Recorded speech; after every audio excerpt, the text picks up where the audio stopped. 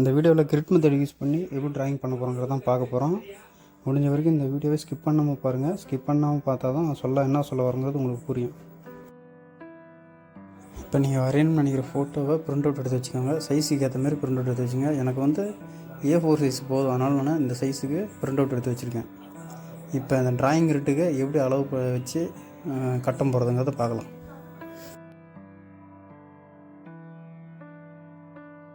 Okay, scale எடுத்துக்கிறேன்னா கரெக்டாக விற்று பாருங்கள். கரெக்டான அளவு எடுத்து 3 சென்டிமீட்டர் அளவுக்கு மார்க் பண்ணுறேன். பாருங்கள், 3 வச்சுனா 6, 9, 12.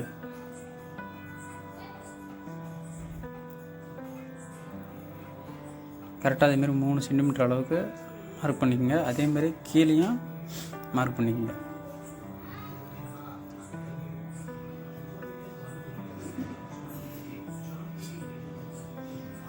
3, 6, 9, 12, 15, 18. ஓகே, மார்க் பண்ணியாச்சா? கரெக்டாக மேலே மார்க்கும் கீழே மார்க்கும் இணைக்கிற மாதிரி கரெக்டாக நேராக ஸ்கேல் வச்சு ஒரு கோடு போடுங்க.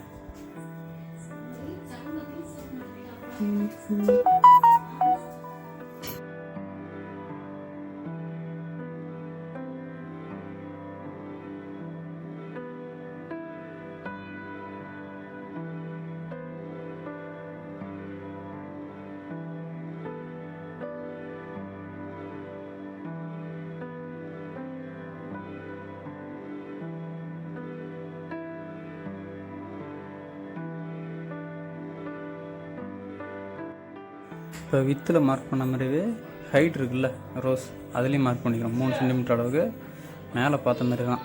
3, 6, 9, 12 அதேமாரி கரெக்டாக மார்க் பண்ணி அதேமாரி லைன் சேர்க்குறோம்.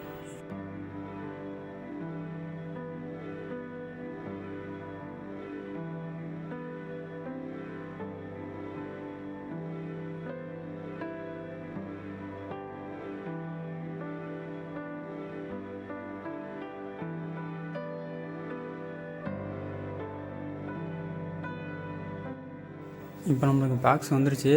இந்த பாக்ஸே போதும் தான் படம் வரைகிறதுக்கு. இருந்தாலும் நீங்கள் இப்போ புதுசாக வரைகிறீங்களா, அதனால் வராது, சரியாக ட்ராயிங் வராது.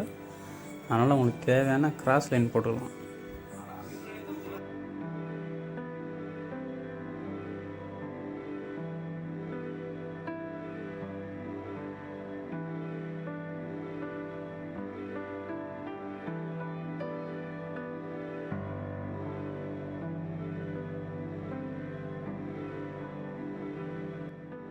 ஓகே, இப்போ நம்ம அடுத்து என்ன பண்ண போகிறோம்னா, ஒவ்வொரு பாக்ஸுக்கும் ஒரு நேம் ஒன்று போட போகிறோம். ஏன்னா நம்ம படம் வரையும்போது எந்த பாக்ஸில் நம்ம வரைகிறோம் அப்படிங்கிறது நம்மளுக்கு தெரியாது. அதனால் A1, A2, A3 அப்படிங்கிற மாதிரி நம்ம போட்டு வச்சுக்கலாம் ஒரு ஞாபகத்துக்காக.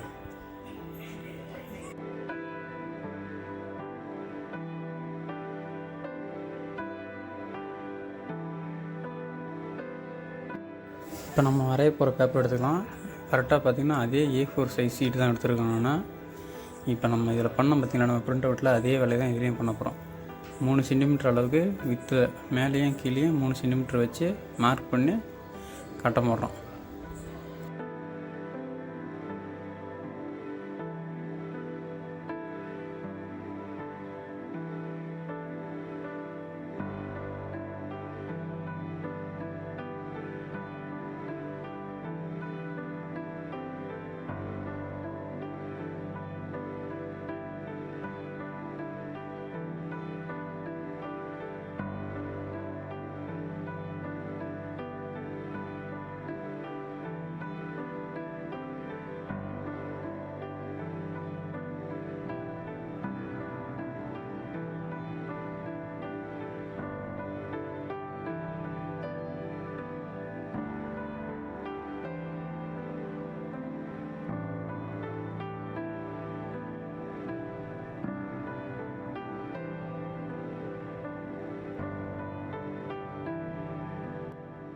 இப்போ அங்கே ப்ரிண்ட் அவுட்டில் இருக்க மாதிரி ஒவ்வொரு பாக்ஸுக்கும் நேம் ஒன்று போட்டுக்குவோம்.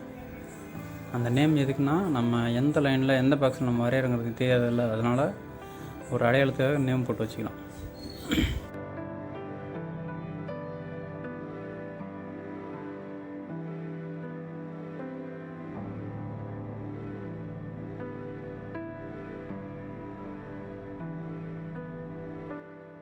ஓகே, இப்போ நான் டிராயிங் வந்து ஒரு தலையிலிருந்து ஆரம்பிக்க போகிறேன். தலையிலனா ஏபிசி, சி இருக்கா? இங்கே ஏபிசி இருக்கா? அதுங்க பக்கத்தில் C1, A1 கீழே C1 இருக்குது பாருங்கள். அந்த லைன் ரெஃபரன்ஸில் காட்டுற பாருங்கள். அந்த லைனை கரெக்டாக இந்த பக்கம் அதே லைனை பண்ண போகிறேன். C1, சிக்கு பக்கத்தில் C1 இருக்குது பாருங்கள். அந்த பாக்ஸில் அங்கே எப்படி இருக்கோ அதே மாதிரி இங்கே ட்ராயிங் பண்ண போகிறேன். இவ்வளோ தான். இதுக்கு மேலே சொல்கிறதுக்கு ஒன்றுமே கிடையாது. பிரிண்ட் அவுட்டில் எந்தெந்த அளவு எங்கெங்கே இருக்கோ அதை அப்படியே நம்ம வரைஞ்சோம்னாவே ட்ராயிங் வந்துடும். புதுசாக நீங்கள் வரைகிறீங்கன்னா வராது, கொஞ்சம் கஷ்டம்தான். ஒரு 2-3 டைம் இந்த மாதிரி ட்ரை பண்ணிகிட்டே இருந்தீங்கன்னா ட்ராயிங் ஈஸியாக பிக்கப் ஆகிடும்.